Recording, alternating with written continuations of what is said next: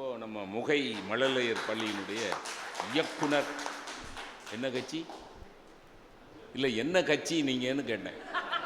எப்பவுமே அன்பின் கட்சி, எப்பவுமே அன்பின் கட்சி. அதுதான் என்ன டக்குன்னு இந்த பக்கம் வந்துக்கிட்டு நான் அறிவு கட்சிக்கு வந்துட்டேன்.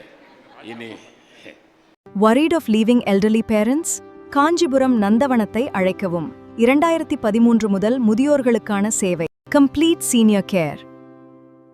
அன்பும் அறிவும் நிறைந்த நடுவர் அவர்களுக்கும், எங்கள் அணியில் இருக்கிற அன்பிற்குரிய அண்ணன் அவர்களுக்கும், எதிரணியிலே இருக்கிற அறிவாளிகளுக்கும், அன்பின் அமைப்பாக இருக்கிற நந்தவனம் அமைப்பினருக்கும், இந்த சங்கீத சபாவை சார்ந்த பெரியவர்களுக்கும், தமிழ் மீது கொண்டிருக்கின்ற பேரன்பால் இங்கே கூடியிருக்கிற பெரியவர்களுக்கும் என்னுடைய பணிவான வணக்கம்.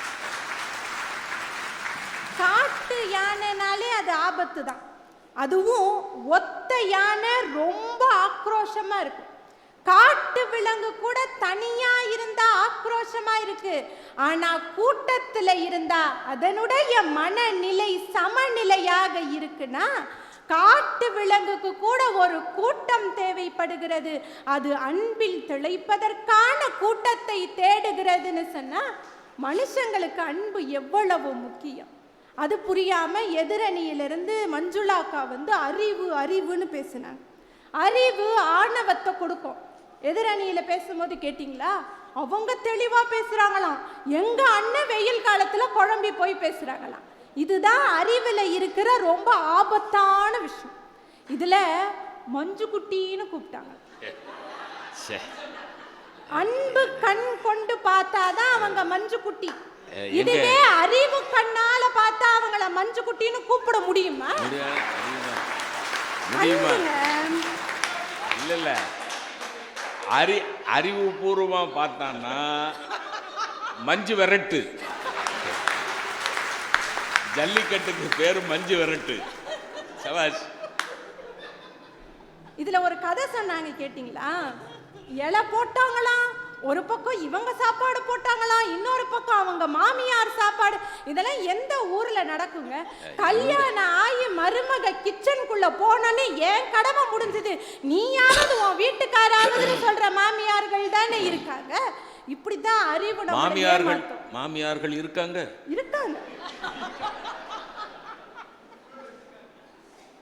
பொம்பளை பிள்ளைக்கு வேண்டாம்னு பேர் வச்சிருக்காங்க. எவ்வளவு பாவம். இதுவே அந்த பெண் பிள்ளை மீது அந்த குடும்பத்துக்கு அதீத அன்பு இருந்தா அப்படி ஒரு பேர் அந்த குழந்தைக்கு வைப்பாங்களா? அதனால தான் அறிவை விட அன்புதான் தேவைன்னு நாங்க பேசுறோம். நீங்க யோசிச்சு பாருங்களேன். அறிவான பிள்ளைகள் வேணும்னா பெத்தவங்க நினைக்கிறாங்க. பிள்ளை அறிவாளியாத்தான் இருக்கணும், பெரிய இடத்துல இருக்கணும், பெரிய வேலையில இருக்கணும், எல்லாம் பெருமை தான். ஆனா அந்த முதுமை காலத்துல என் புள்ள அவ்வளோ பிஸி ஸ்கெடியூல்லையும் என்ன பார்க்குறாங்கிற அன்பு தானுங்க நம்முடைய வாழ்க்கையில மகிழ்ச்சியையும் நிம்மதியையும் கொடுக்குது. இருக்கிற எல்லா கண்டுபிடிப்பும் அறிவின் வாயிலாக வந்ததுன்னு சொன்னாங்க. மனித குல வளர்ச்சிக்கு வேண்டுமானால் அறிவு தேவையாக இருக்கலாம். ஆனா மனித குல மகிழ்ச்சிக்கு அன்பு மட்டும்தான் தேவையாக இருக்கும். அறிவு இல்லாத அன்பு கூட மகிழ்ச்சி தாங்க. இல்ல அனுகிரகா, வளர்ச்சிக்கு அறிவு, மகிழ்ச்சிக்கு அன்பு. வளர்ச்சி இருக்கிற இடத்துல மகிழ்ச்சி இருக்கத்தானே செய்யும். அதுதாங்க நான் சொல்ல வரேன். அறிவு இல்லாத அன்பு கூட நமக்கு மகிழ்ச்சியை கொடுத்துரும். ஆனா அன்பு இல்லாத அறிவு ஒரு நாளும் நமக்கு மகிழ்ச்சியை கொடுக்கும். இப்ப நீங்க சொல்ற வளர்ச்சியே நான் சொல்றேன். 2ஆம் உலக போர் சமயத்துல அட்டாமிக் பாம்புக்கான ஒரு ட்ரையல் நடந்தது. அந்த ட்ரையல் ரொம்ப தூரத்துல நடக்குது. தூரத்துல எல்லாரும் நின்று அதை பார்த்து கொண்டு இருக்கிறாங்க. Trial successful. அப்ப அதை கண்டுபிடிச்ச ஓப்பன் ஹேமர் கிட்ட அவருடைய மனநிலை எப்படி இருக்குன்னு தெரிஞ்சுக்கிறதுக்காக கேள்வி கேட்டாங்க. அவர் ஒரே பதில் தான் சொன்னார். அந்த பதில் பகவத்கீதையில இருக்கிற பதில். அவர் என்ன சொன்னார்? இந்த உலகத்துக்கு நான் காலனாகி விட்டேன்னு சொன்னார். அது அவர் கர்வத்துல சொன்னாரா வருத்தத்துல சொன்னாரான்னு அப்ப யாருக்கும் தெரியல.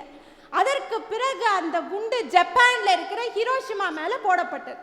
அதற்கு பிறகு பல ஆண்டுகள் அவர் அந்த ஜப்பானிய மக்களை நினைத்து நினைத்து குழம்பி இருக்கிறார். ஒரு கட்டத்தில் மனநோயாளியாகவே மாறி போகிறார்னு சொன்னா அன்பு இல்லாத அறிவு ரொம்பவே ஆபத்தானது. வெளியூர் செல்லும்போது பெற்றோர் பாதுகாப்பு குறித்த கவலை இனி வேண்டாம். நந்தவனம். முதியோர் வாழ்வில் துணை நிற்கிறது கண்ணியத்தோடு. நீங்கள் பயணிக்கலாம் நிம்மதியோடு. ஒன்றும் இல்லைங்க, சமீபத்தில் மகாராஷ்டிரால ஒரு ஹாஸ்பிட்டலில் ஒரு பிரச்சனை ஆயிடுச்சு. பிரச்சனை முத்தி போய் அந்த ஏரியாவோட கவுன்சிலர் அந்த மருத்துவமனையில் இருந்த பெண் டாக்டரை அடிச்சுட்டார். பெரிய கலவரம் ஆயிடுச்சு. ஒரு பக்கம் அந்த அடிச்சாருல கவுன்சிலர், அவரை எதிர்த்து மருத்துவர்கள்லாம் போராட்டம் நடத்திட்டு இருக்கிறாங்க. இப்படியே இந்த பிரச்சனை போய்கிட்டே இருக்கும்போது கவுன்சிலருக்கு பிபி ஷூட் ஆகி கீழே விழுந்துட்டார். உடனே அவரை ஐசியூல அட்மிட் பண்ணிட்டாங்க. இந்த பக்கம் அவரை எதிர்த்து போராட்டம் நடந்து கொண்டிருக்கிறது. இன்னொரு பக்கம் அவருக்காக மருத்துவர்கள் உயிரை காக்க போராடி கொண்டிருக்கிறார்கள்னா ரெண்டுமே போராட்டம் தாங்க. ஆனா ஒரு போராட்டம் அன்பால் வந்த போராட்டம்னா அதுதானங்க நமக்கு மகிழ்ச்சியை கொடுக்கக்கூடியது. மகிழ்ச்சி, அன்பு கொடுக்கும் போதும் மகிழ்ச்சிங்க, பெறும் போதும் மகிழ்ச்சி. ஆனா இப்பெல்லாம் அறிவை பெறணும்னா கொஞ்சம் நிறைய கொடுக்க வேண்டியது இருக்கு. அறிவு வியாபாரமாகிவிட்டது. ஆனா அன்பு ஒரு நாளும் வியாபாரமாகாதுன்னா அதுதானங்க நமக்கு பெரும் மகிழ்ச்சியை கொடுக்கும். சமீபத்தில் பெங்களூர்ல பயங்கர மழை, வெள்ளம் வந்துச்சு. எல்லாருக்கும் அது பெருமழை, அவதி மழை. ஒருத்தருக்கு மட்டும் அது அதிர்ஷ்ட மழை. அவர் யார் தெரியுமா? அவரோட பேரு கேசரி. நான் வேற சாப்பிடுற நேரத்தில் கேசரி எல்லாம் ஞாபகப்படுத்து. ஆனா அவரோட பேரு கேசரி. அவரு 40 ஆண்டுகளுக்கு முன்னால அவரோட தோட்டத்துல ஒரு சந்தன மரம் எதர்ச்சியா வளர தொடங்கி இருக்கு. சட்டப்படி சந்தன மரம் எங்க வளர்ந்தாலும் அது அரசாங்கத்துக்கு சொந்தமானது. அதை வளர்க்குறவங்களுக்கு அதனால எந்த பயனும் இல்லை. அதனால அக்கம் பக்கத்துல இருந்தவங்க சொன்னாங்க அது ரொம்ப பெரிய மரமா வளரும், பெரிய இடம் எடுத்துக்கும், நமக்கு எதுக்கு ஒரு பயனும் இல்லை, தூக்கி தூர போட்டு வேற வேலையை பாருன்னு சொன்னாங்க. அவரும் அதை புடுங்கலான்னு தான் கிட்ட போனார்.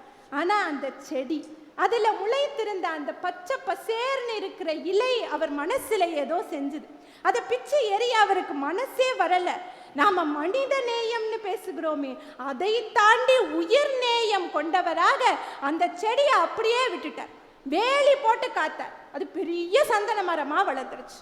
இப்ப பேஞ்ச மழை வெள்ளத்துல அந்த சந்தன மரம் கீழே விழுந்துருச்சு. நியாயப்படி அவர் அரசாங்கத்துக்கு அதை தெரிவிச்சார். வனத்துறையினர் வந்து அந்த சந்தன மரத்தை எடுத்துட்டு போயிட்டாங்க. அவங்க அப்புறப்படுத்திட்டு போனாங்க. அப்புறமா தான் ட்விஸ்டே இருக்கு. அதை வித்து வந்த 28 லட்சம் ரூபாயை தேடி வந்து அவரிடமே ஒப்படைத்து விட்டு போனார்கள் வனத்துறையினர்னு சொன்னா, அன்பு, மனித நேயம், உயிர் நேயம் எப்போதுமே நமக்கு பெரிய பெரிய வாய்ப்புகளை வழங்கி கொண்டே இருக்கும். யானை மகிழ்ச்சி ஆகுதுன்னா குட்டையில தண்ணிய பார்த்துருச்சுன்னு அர்த்தம். பூனை மகிழ்ச்சி ஆகுதுன்னா ஒரு கிண்ணத்துல பாலை பார்த்துருச்சுன்னு அர்த்தம். நாம மகிழ்ச்சியா இருக்கோம்னா நம்ம அன்பிற்குரியவர்களை பார்க்க போறோம்னு அர்த்தம். வேற என்னங்க மகிழ்ச்சி இருக்கு? நம்ம கிட்ட ஆசையா அன்பா பேசுகிறவர்கள், அப்படி ஒரு கம்பெனியன் தாங்க வாழ்க்கையில மகிழ்ச்சியையும் நிம்மதியையும் நமக்கு கொடுக்கும். அதனால தான் கஷ்டப்பட்டு படிச்சு வெளிநாட்டுக்கு போனவங்க என்ன சொல்றாங்க, 10 வருஷம் 15 வருஷம் கடுமையா உழைச்சு பொருளாதாரம்லாம் மேம்பட்ட பிறகு எப்படியாவது சொந்த ஊருக்கு வந்துடணுங்கிறார். அங்க இல்லாத வசதிகளா, அங்க இல்லாத பெருமையா, ஏங்க சொந்த ஊருக்கு வரணும்னு தவிக்கிறாங்க. நம்ம மக்கள் சொந்தக்காரங்க நம்ம ஊர்ல தான் இருக்காங்க. சரியா சொல்லணும்னா அன்பு என்பது சொந்த ஊர்ல தானங்க கிடைக்குது. அதற்காக எதையும் விட தயாராகத்தானே இருக்கிறாங்க. இன்னும் சொல்லணும்னாங்க, சில நேரங்களில் அன்பு பெருகி அறிவு கண்ணை மூடுகிற போதுதான் நமக்கு பேரானந்தம் புலப்படுகிறது. கண்ணப்ப நாயனார் அப்படியே நடந்து போற சிவலிங்க திருமேனியிலிருந்து ரத்தம் வழிந்து ஓடுகிறது. ஒருவேளை அவர் அறிவு கண்ணால பார்த்திருந்தா சிலையில எப்படி ரத்தம் வழியும்னு கடந்து போயிருப்பார்.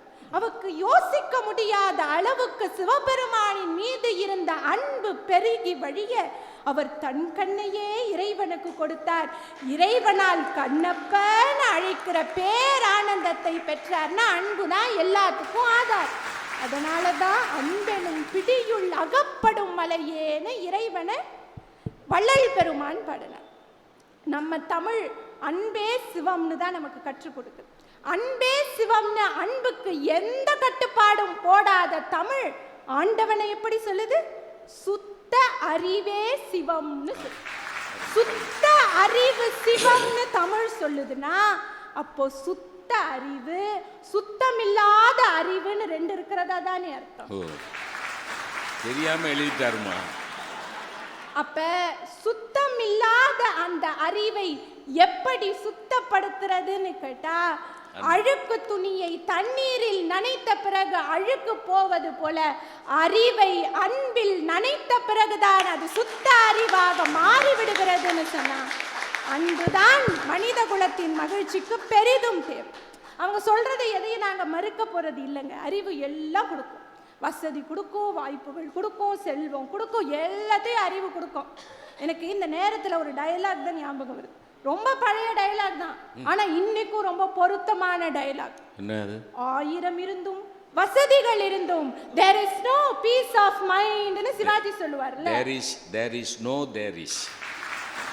1000 இருந்தும் வசதிகள் இருந்தும் no peace of mind. So there is no there is. நந்தவனம் முதுமை வாழ்வின் துணை. முதியவர்களின் எல்லா தேவைகளுக்கும் ஒரே இடம். இன்றே 9789012340 பேசவும்.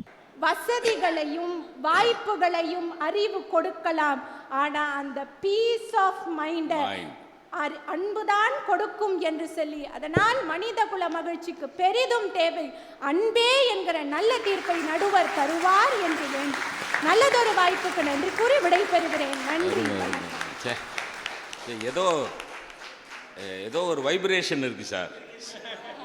சத் சங்கத்தில் ஏதோ ஒரு வைப்ரேஷன் இருக்கு. இல்லைன்னா இப்படி ஒருத்தர் மிஞ்சி ஒருத்தர் பேச மாட்டாங்க. எங்கேயாவது ஒரு இடத்துல தொய்ஞ்சு போயிடும். ஆனால் மேலும் மேலும் மேலே வளர்ந்துட்டே போகிறதுனா ஏதோ சம் டிவைன் வைப்ரேஷன். ரொம்ப நல்லா பேசினாங்க. கண்ணப்ப நாயனார் புராணம் அன்பு கட்சிக்கு மிகச்சிறந்த உதாரணம். அவருக்கு ஒன்றுமே தெரியாது, வேடன் முரடர், மிருகங்களை கொன்று வாழ்ந்தவர்.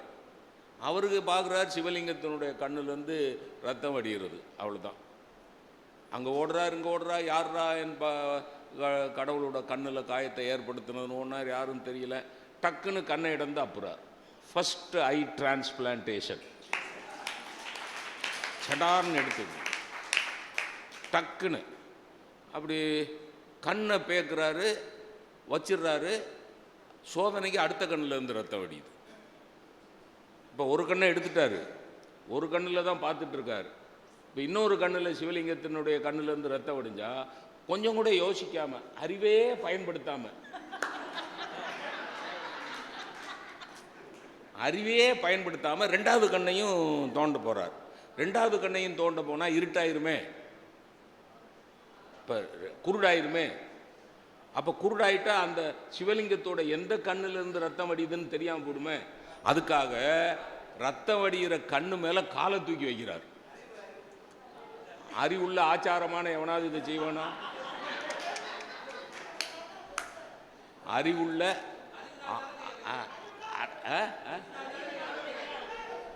அறிவுனாலதான் வைக்கிறாரு. அறிவுக்கு வழிகாட்டினது எது? இன்னொரு கண்ணை நீங்கள் ரொம்ப அறிவு வசப்பட்டு யோசிச்சிங்கன்னா என்ன ஆகுன்னு சொல்கிறேன். ஒரு கல்லிலிருந்து ரத்தம் வடிது. உங்களுக்கு சிவலிங்கம்னு நீங்கள் ஒரு கல்லை நினைக்கிறீங்கனாலே அது அன்பு தாங்க. ஒரு கல்லை பார்த்து இது சிவலிங்கம்னு நினச்சி அந்த சிவலிங்கத்துக்கு ஒரு ஜீவன் இருக்கிறதுன்னு நம்பி அது கண்ணில் ரத்தம் வடிகிற போது என் கண்ணை இடந்து அப்புவேன் என்று ஒருத்தன் முடிவுக்கு வர்றான்னா அங்கே அறிவுக்கு வேலையே இல்லைங்க. அன்பு மட்டும்தான், அன்பு மட்டும்தான். இதை நான் சொல்லலைங்க, நான் சொல்லலை, சேக்கிழார் சொல்கிறார். சேக்கிழார் சொல்கிறார், கண்ணை இடந்து அப்புறார். அபிஷேகம் பண்ணுறதுக்கு வாயில் தண்ணீர் எடுத்துகிட்டு வந்து உமிழ்றார். ஆச்சார அனுஷ்டானம் யாராவது செய்வானா? வாயில் இருக்க எச்சியை துப்புறார் சார், காலை தூக்கி வைக்கிறார். தன் தலையில் சூடி கொண்டு வந்த மலர் எடுத்து மலர் அபிஷேகம் பண்ணுறார். எதுவுமே ஆச்சாரத்துக்கு உட்படாது. சிவகோசரியார் எல்லா ஆச்சாரப்படி செய்கிறார். அவருக்கு வேத ஞானம் உண்டு. ஆனால் சிவகோசரியாருக்கு கிடைக்காத பாக்கியம் யாருக்கு கிடைச்சது? கண்ணப்ப நாயனாருக்கு கிடைச்சது. சேக்கிழார் சொன்னார், சேக்கிழார் அந்த காட்டில் அங்கேயும் இங்கேயும் ஓடுற கண்ணப்பனுக்கு அவர் எழுதின வாக்கியம் என்ன தெரியுமா? கண்ணப்பன் அங்கேயும் இங்கேயும் ஓடினார்னு எழுதல, அன்பு பிழம்பாய் திரிந்தார். எப்படி அங்கே இங்கேயும் ஓடுறாரு, அன்பு ஜோதியா அங்கே இங்கேயும் ஓடுறார். அதை விட ரொம்ப வாயிலிருந்து எச்சிய அபிஷேகம்னு சொல்லி துப்புனாரு, எச்சிய துப்புனார்னு இல்லை, அன்பு உமிழ்வார் போலே. வாயிலிருந்து ஏதோ உமிழ்ந்தார், எச்சி அல்ல, அன்பை உமிழ்ந்தார். என்ன Kannappa Nayanar the best example. இப்போ கண்ணப்ப நாயனாரை கரைச்சு கொடுத்த சிவ சதீஷ். வெளியூர் செல்லும்போது பெற்றோர் பாதுகாப்பு குறித்த கவலை இனி வேண்டாம். நந்தவனம். முதியோர் வாழ்வில் துணை நிற்கிறது கண்ணியத்தோடு. நீங்கள் பயணிக்கலாம் நிம்மதியோடு.